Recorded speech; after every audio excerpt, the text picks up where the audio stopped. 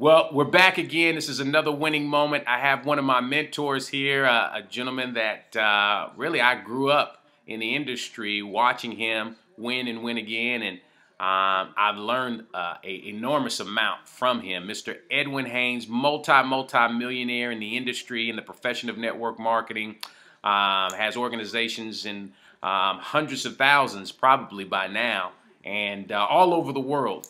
And so we're here in this beautiful home, yes, sharing a winning moment. And Edwin, has it always been this fruitful? From the time you started, was it just like you just had instant success? Nope, Rramon. I tell you what, it was not an instant success for me.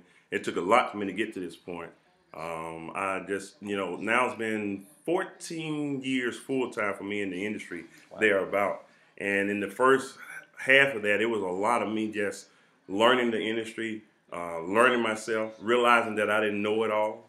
I had success in traditional business, but a lot of people think they can translate their success from traditional business into success in network marketing or direct sales or what have you. And it don't necessarily play out that way. And so people have to, that's why a lot of people stay away from the industry too. They don't make it because they don't want to accept that they don't have those skills necessary to lead a volunteer army.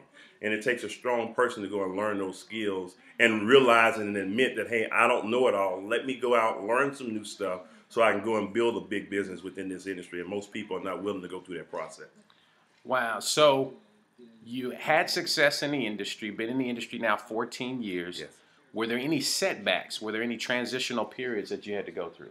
Oh, absolutely. Yes, many setbacks. Well, just in the beginning, I didn't know what I was doing, so I burned through a lot of people. I was saying the wrong things to the wrong people.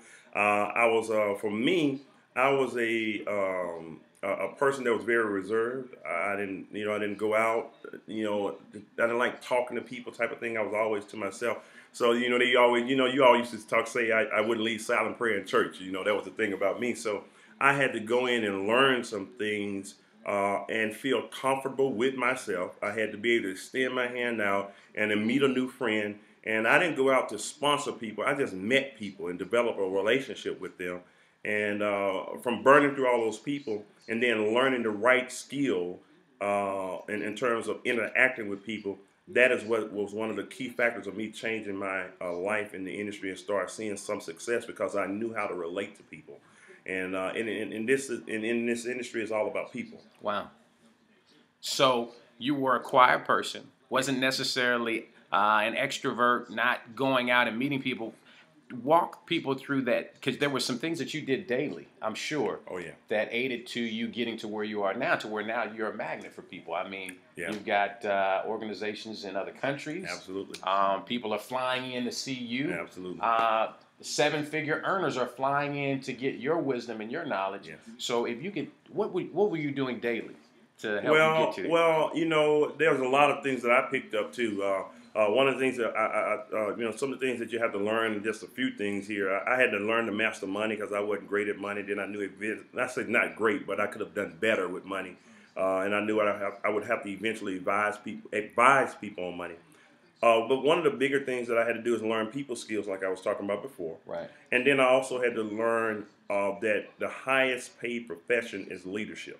Wow. So I worked on my leadership skills daily, and I continue to do that right now.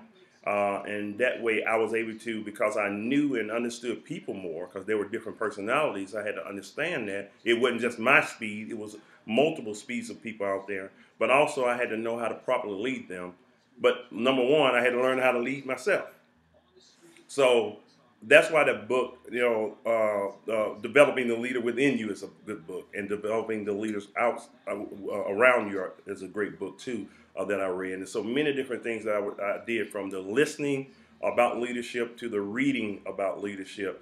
I honed those skills. I work on that every single day, still today, to work on and read different books about how major corporations are being led. And if you notice, even in coaching or in sports, when something goes wrong, they don't necessarily just cut the players right away.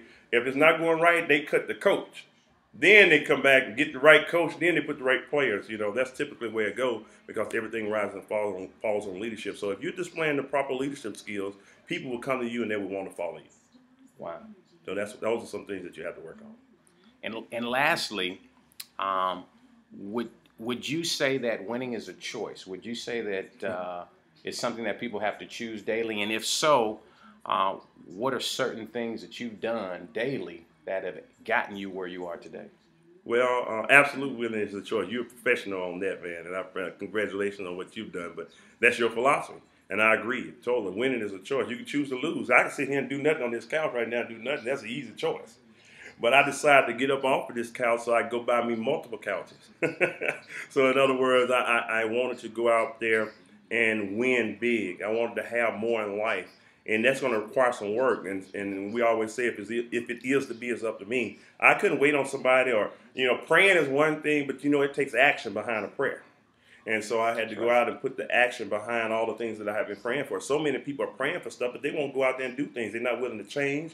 And then when the answer comes, they're not willing to accept the answer because it's not on their terms. Wow. And so the answer may not be on your terms. You're going to have to go out there and take and deal with the hand that's been dealt to you and make that hand work. I was watching a thing on Rick Warren, Pastor Rick Warren, and he talked about he was doing the thing on the bit of dealing with the hands that you dealt. Right. And even great poker players know how to go out and make something out of nothing.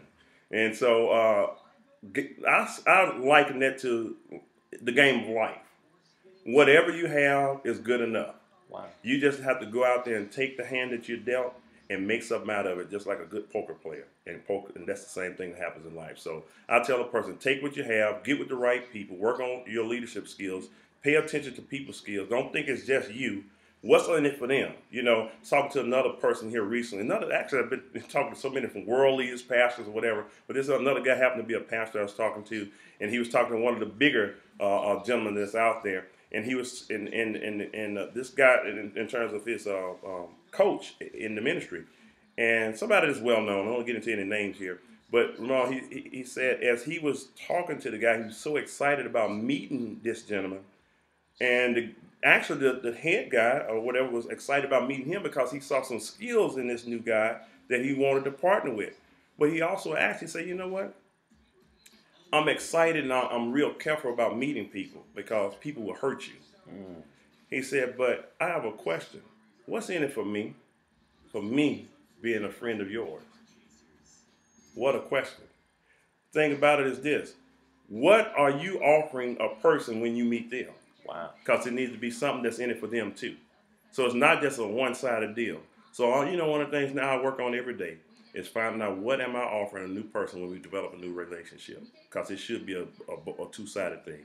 People living that way and making sure they're on point with that, they can conquer the world. Because now people know what they're getting, I know what I'm getting. It's a win-win situation. And that's how you win big in the industry. So that's a choice. Wow. Yeah. You said a lot there.